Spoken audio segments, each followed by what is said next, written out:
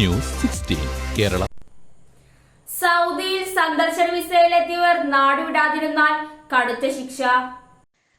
സൗദിയിൽ സന്ദർശക വിസയിലെത്തി കൃത്യസമയത്ത് രാജ്യം വിടാതിരുന്നാൽ വിസ അനുവദിച്ചയാൾക്ക് ജയിലും കനത്ത പിഴയും ചുമത്തുമെന്ന് പബ്ലിക് സെക്യൂരിറ്റി വിഭാഗം മുന്നറിയിപ്പ് നൽകി. 6 മാസത്തെ തടവും 50,000 റിയാൽ പിഴയും വിസ ഉടമ വിദേശിയാണെങ്കിൽ നാടുകടത്തലിനും വിധേയമാകും. എല്ലാത്തരം സന്ദർശക വിസകൾക്കും നിയമം ബാധകമായിരിക്കും. സന്ദർശക വിസയിൽ രാജ്യത്ത് തങ്ങുന്നവർക്ക് ഹജ്ജ് ചെയ്യാൻ അനുവാദമില്ല. അനധികൃതമായി ഹജ്ജിന് ശ്രമിച്ചാൽ കടുത്ത ശിക്ഷ അനുഭവിക്കേണ്ടി വരും. ഇത്തരക്കാരെ 10,000 റിയാൽ പിഴ ചുമത്തി നാടുകടത്തലിനും വിധേയമാക്കും. മെയ് 23 മുതൽ ജൂൺ 21 വരെ എല്ലാത്തരം സന്ദർശക വിസയിലുള്ളവർക്കും മക്കയിൽ പ്രവേശിക്കുന്നതിനും തങ്ങുന്നതിനും വിലക്ക് നിലവിലുണ്ട്. നിയമലംഘകരെ കുറിച്ചുള്ള വിവരങ്ങൾ പൊതുസുരക്ഷാ വിഭാഗത്തിന്റെ ടോൾ ഫ്രീ നമ്പറായ 911 999 എന്നിവയിൽ അറിയിക്കുവാനും പൊതുജനങ്ങളോട് ആവശ്യപ്പെട്ടു.